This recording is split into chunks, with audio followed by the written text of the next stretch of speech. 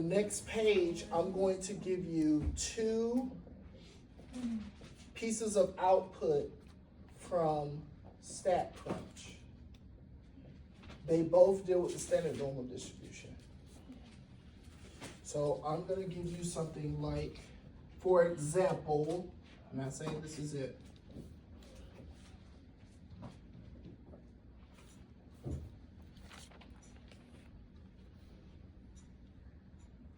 So for example, this is standard normal, okay?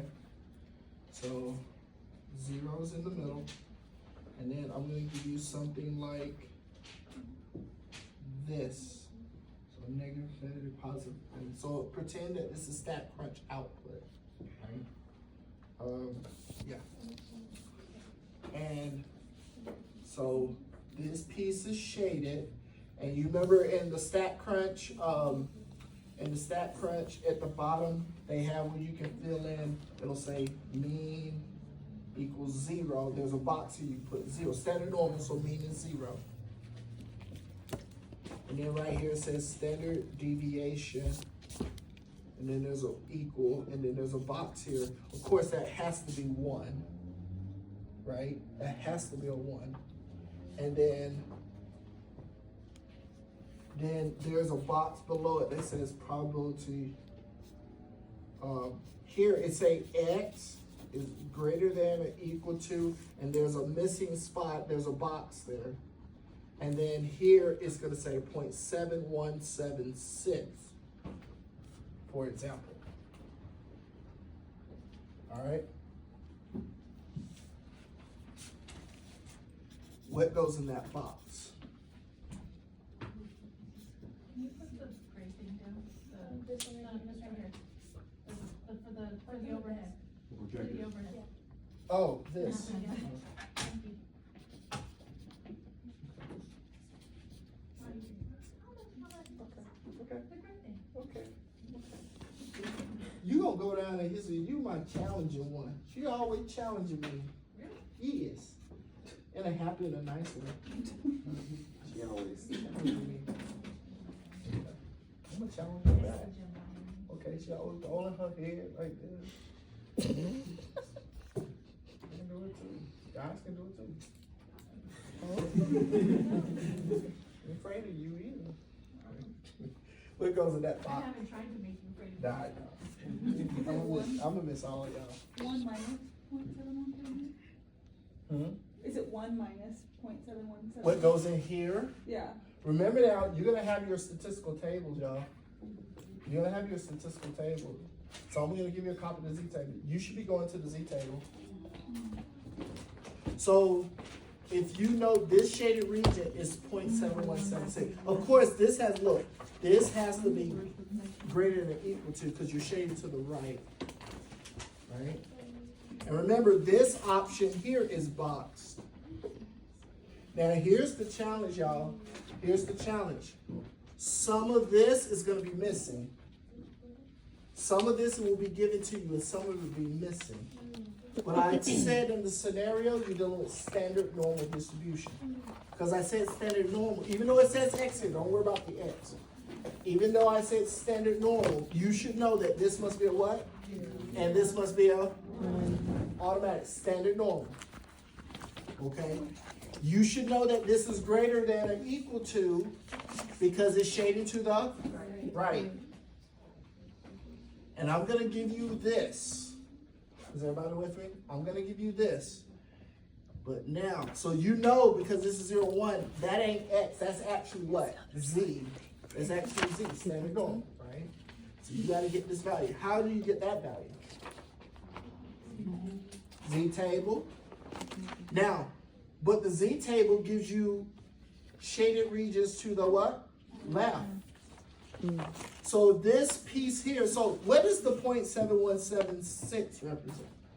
That 0.7176 is the probability to the right. So that's this, that's all this. This is 0.7176. If that's 0.7176, then this is what?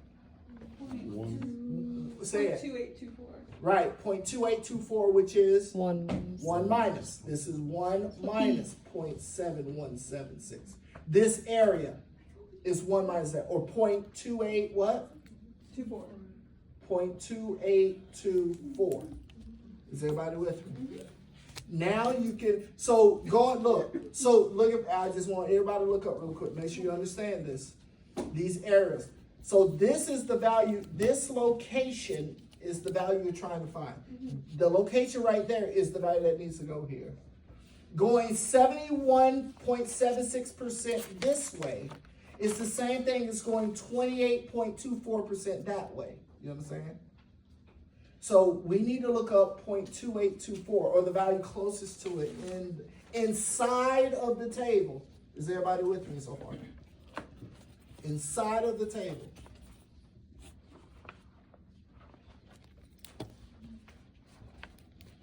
So let's look up 0.282. First of all, we know this value must be a what number? What? Negative, because you're in the negative territory.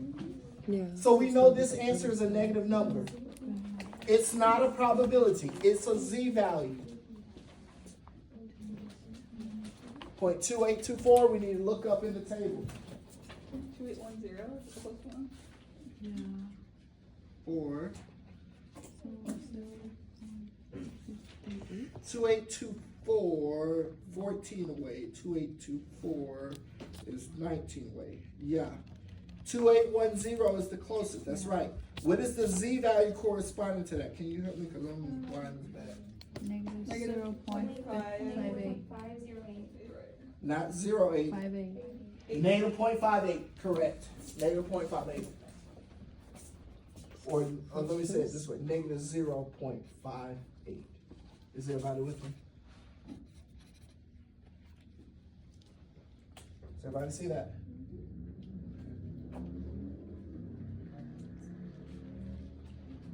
All right.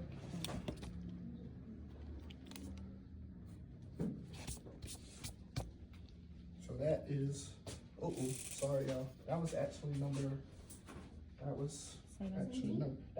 18. Sorry, I get it. That was actually number 18. 17 is the same. 17. Oh, sorry.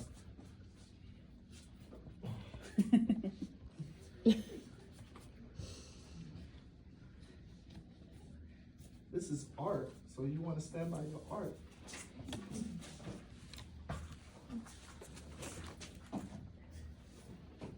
Okay. All right. So this is actually 18. 17 is the same. 17 is similar. I'm going to give you a drawing.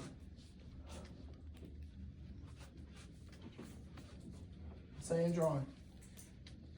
But it's easier. 17 is actually easier than this. Okay?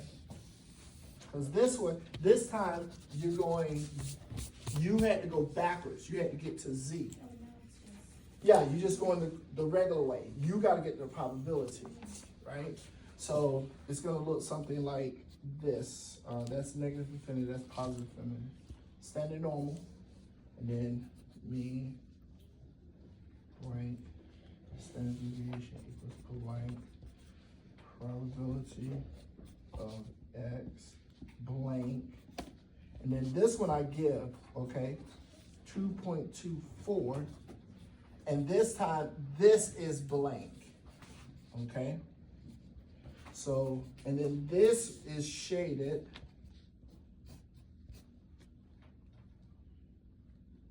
2.24.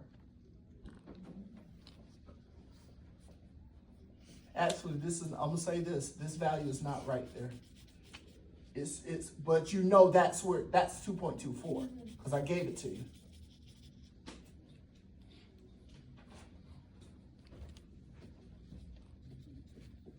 Okay. And you would have to fill in, for example, all 4 of those boxes. Okay? That's actually 17.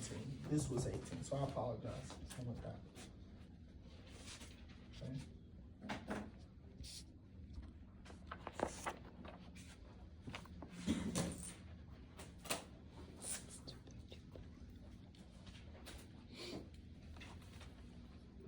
What goes here? 0. What goes here? 1. Excellent. What goes here? Left. Less than or equal Less to. than. That's right. What goes there? 0.97. 0.9 what? 875. 9875. I'm trusting that y'all looked that up correctly. Okay. That sounds right. Can somebody double check? Can somebody triple check? Can somebody quadruple check? I'm just kidding. April Fool. Oh, hold on. Wrong one.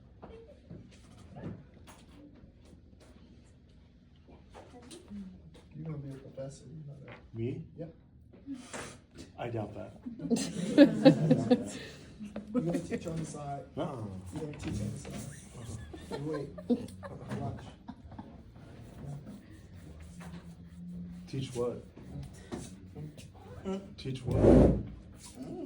Business, I guess. Statistics. What's your major? Say it. It was nursing, but now it's business. Why'd you switch? Thought it would be more useful. He's gonna be a logistics manager. Michael. Business. Michael's gonna be a logistics manager. What did you switch to? Business. Business and finance.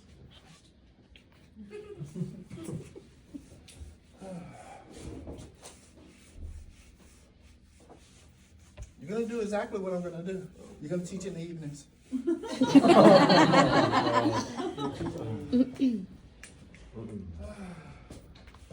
Part psychic. Y'all got that? Yeah. Last. This is it. This is the last one, y'all. Last one. I thought there we're were working- 22 questions. Yes. 19, 20, 21, 22. Oh, I Oh. see what you mean. Another scenario. Okay.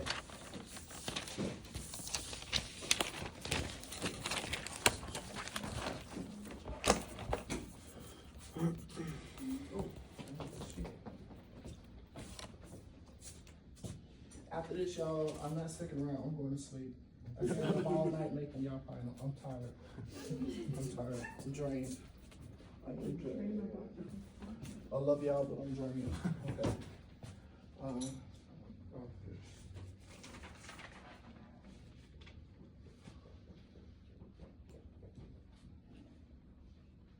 You want to know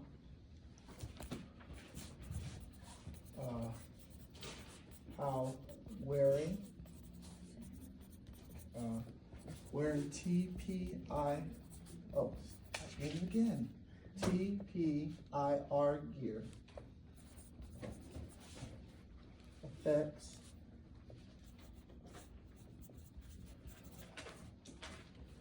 you know you're gonna make good money off of it. I hope so. Okay, just I know hope that so. now. You're gonna make good money. I'll just go with Okay, that. okay. Then you're gonna contact me, you're gonna say, yeah. Okay. Deal. You wanna know how wearing TPR gear affects being selected as contestant?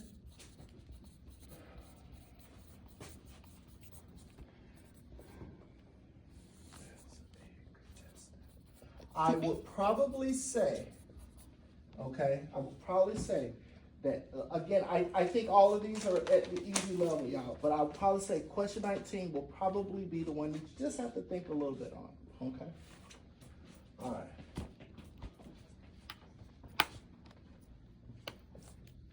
At the 10% level of significance.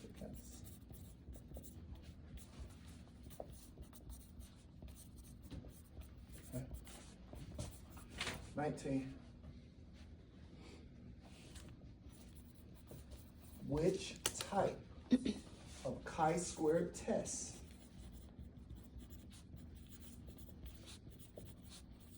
are you conducting?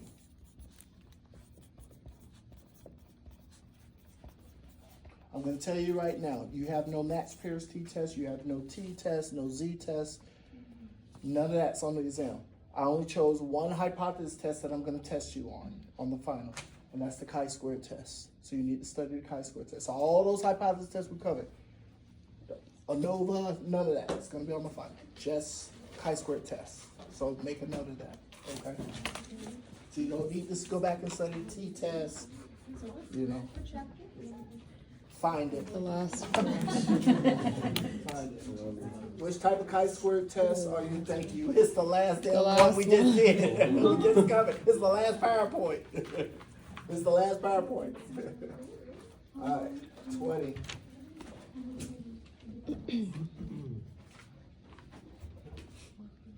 What is degree? I just thought of something. Why do you always do that? Why do you always do that? Because I was so close. Oh, could you, oh. I was I fighting so think close I'm to gonna the add a bottom. 3-point bonus problem to this. I'm gonna add a 3-point bonus on this last page. I just thought of something. To see who will answer, who will answer. And I'm not gonna tell you what that question is. So, what is the degrees of freedom for this chi-squared test?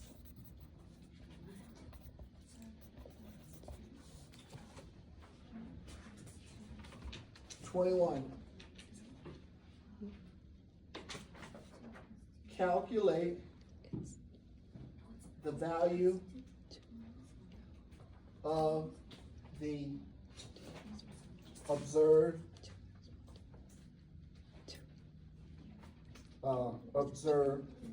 test statistic. Now let me say this.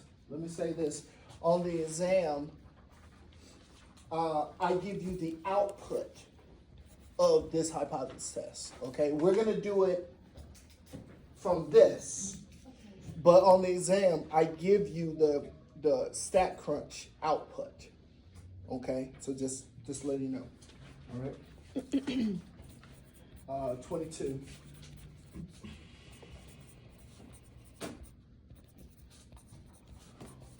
According to the results,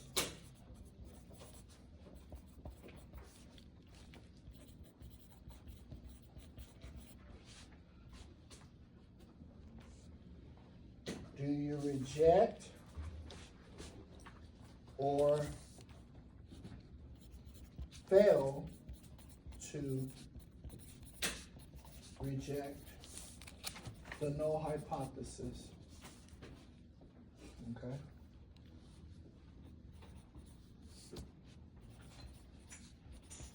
This is a two-part, so listen carefully.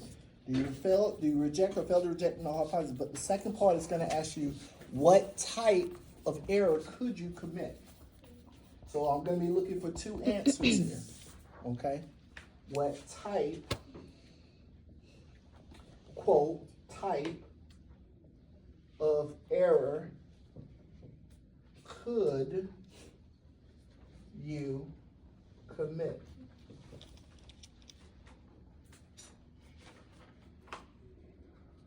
Is commit with 2 T's or 1 T? One. It's with 2 M's. 2 M's or 1 T, right? Yeah.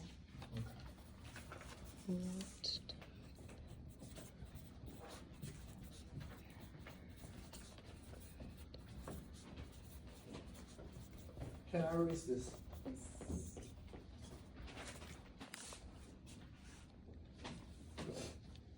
Last chance? No?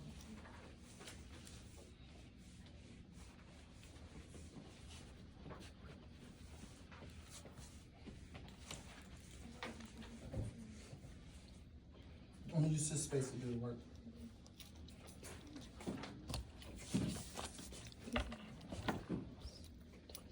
Um, 19, which type of chi-square test you doing? What are the two types? Independence. Homogeneity. Chi-square test of homogeneity and chi-square test of Independence. That's right. Which one are you conducting? Homogeneous. Homogeneity, right. The answer is homogeneity.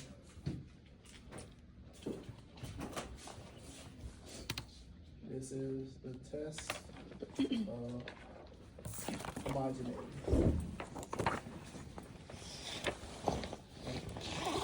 Homogeneity is pronounced weird. What's the degrees of freedom for this test? 2 minus 1. 2. Sorry, I didn't mean to hype you up too much. I got it right. No, it's all right. Answer is 1. How many rows? 2. How many columns? 2. Right. The degrees of, no matter if let's say you said it was chi-square test of independence. Both tests use the same degrees of freedom. It's R minus 1 times C minus 1. So you said there are 2 rows. So 2 minus 1. 2 columns, 2 minus 1. So 1 times 1, which is what? 1. So you're performing the chi-square test using 1 degree of freedom. Yeah, you don't include total rows and total columns. Like I said, this is all distraction. Total rows and total columns is all distraction. Okay? So I know what you're thinking. Well, if it's all distraction, why do y'all put them? To distract. To distract. No, they're here because it's good for people who have no statistical background to be able to easily see totals and stuff. So, but yeah, but in terms of like the course, this is all distraction. This is what's important right here. Is everybody with me? Value of the observed test statistic. So, oh, by the way, before we get into 21-22, what's the null hypothesis? The null hypothesis for test of homogeneity. What are you comparing? You're comparing those audience members who wear what? TPR. So you're coming to the show with Price is Right something on, right? So you're comparing those audience members that wear Price is Right gear versus those that don't, okay? And so which of these is your outcome of interest? Becoming a contestant, right? Even if I didn't tell you, what did I tell you in class? That the first column is by default your outcome of interest. So of this variable, this is your outcome you're interested in. Are you selected as a contestant? Is everybody with me? So you're pretty much comparing what is the chance. You're comparing the chance of someone who wears Price is Right gear being selected as a contestant versus the chances of someone not wearing Price is Right gear being selected as a contestant. Is everybody with me so far? Now, yeah. So that's what you're doing in the test of homogeneity, okay? So how do we do that? So remember the formula? It's the sum of the degree, I'll write it out, of Dij for all j for all I. But I'll write the better formula here. For all I, for all j. It's the observed minus the expected squared over the expected. So we have to calculate, this is the degree of difference. So you have to calculate the degree of difference for each one. So if y'all, oh, by the way, on the exam, I'm going to give you the expected counts. So that'll make the calculation smoother, okay? But here we don't have them. But let's review how to calculate them, okay?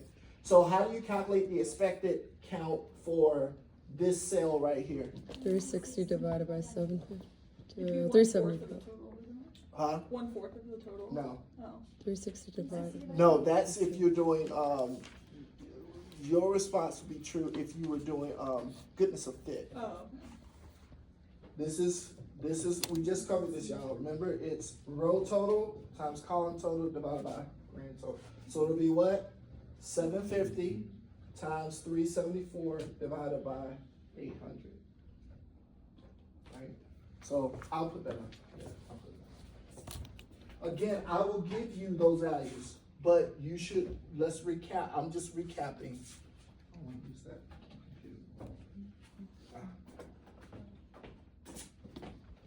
Okay.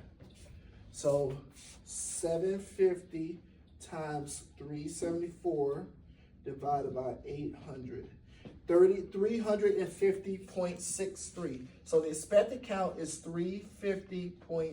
I'll round to 100.63. So the expected count for this cell is what? Row total, column total, divided by, got it, y'all know the deal. So we're almost done, 750 times 426 divided by 800. So 399.38. And then for this one, it's gonna be what? 50 times 374 divided by 800, yeah. 50 times 374 divided by 800.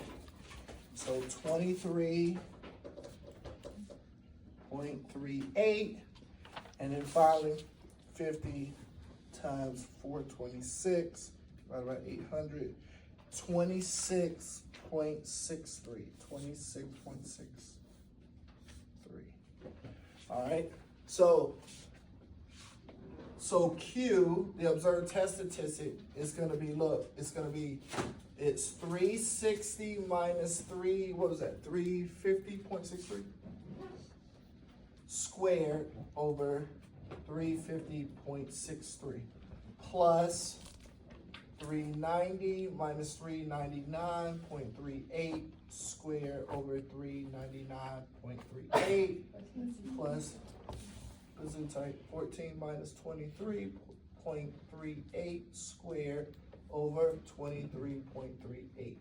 And then finally, 36 minus 26.53 squared over 26.53. I'm gonna cut to the chase because we got beautiful technology in this class. And they ain't gonna be here all night. My head hurt. My head don't hurt, I'm just ready to go. 2 by 2. So I'm just gonna cut to the chase, y'all.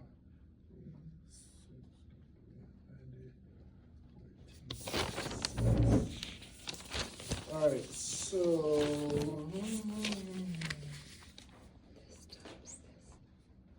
ooh. Oh, I didn't realize that. Yes.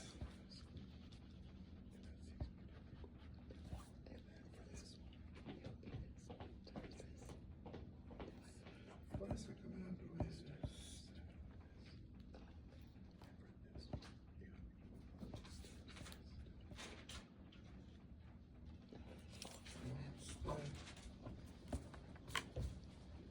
Okay, there it is.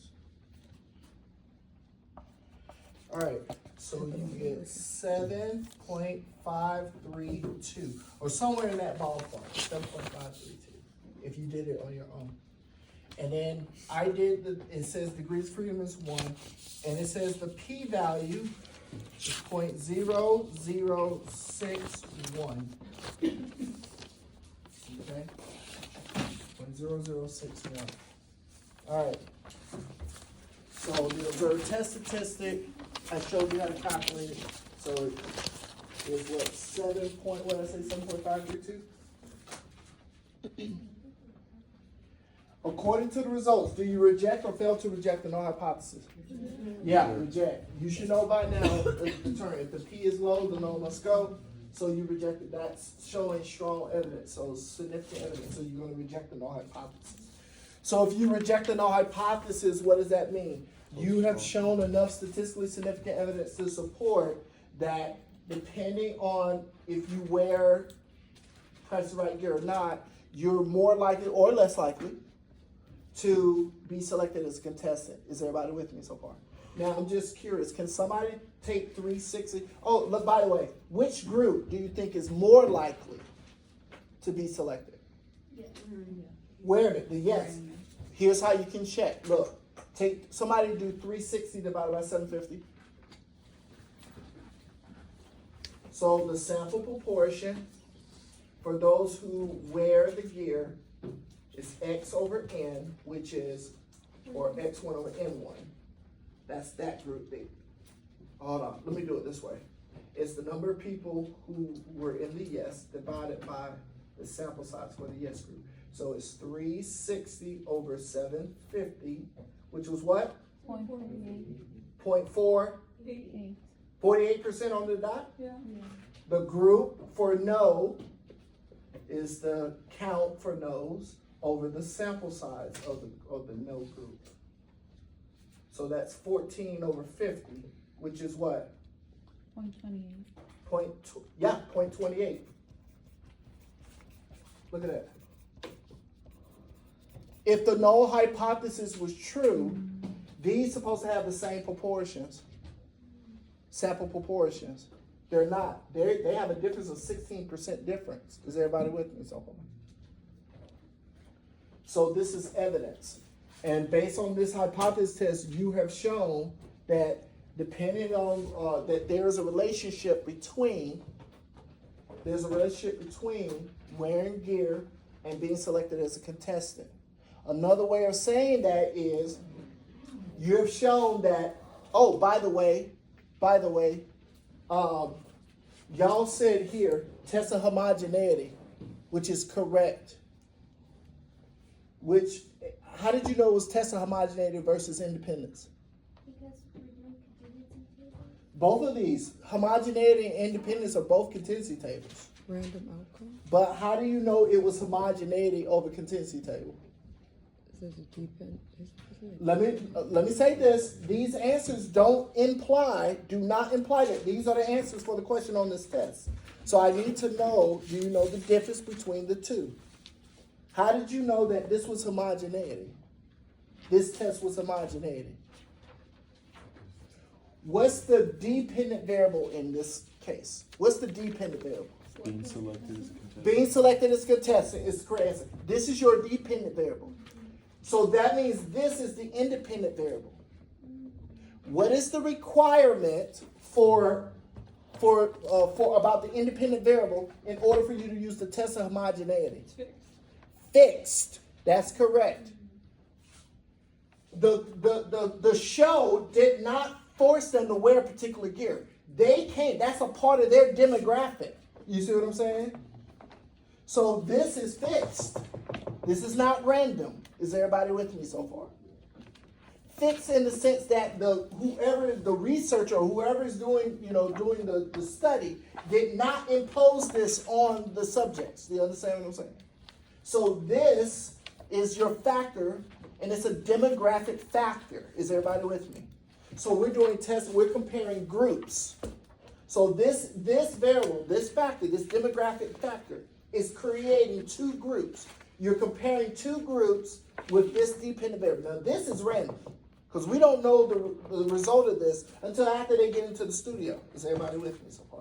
So that's test of homogeneity. Can you Is give an everybody with- example of the independence really quick?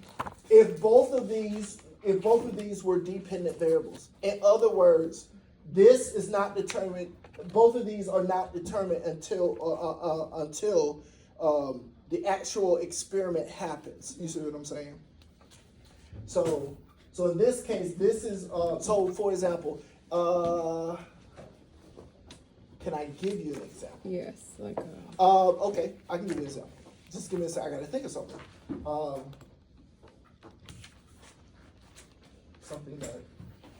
It has to be something that happens at the show. Are you selected as contestant? Oh, here it is. So part of Price is Right is you have to be interviewed. While you're in line, you get interviewed by the show's director, the director. If the director, let's say, asks you a particular question, and then you're going to record and you respond, but the researcher is going to record whether or not you're going to act crazy or you're going to act normal. You see what I'm saying? Now that we don't know until the question is asked. We don't know if they're selected as contestant until they get into the studio. You see what I'm saying? Yeah.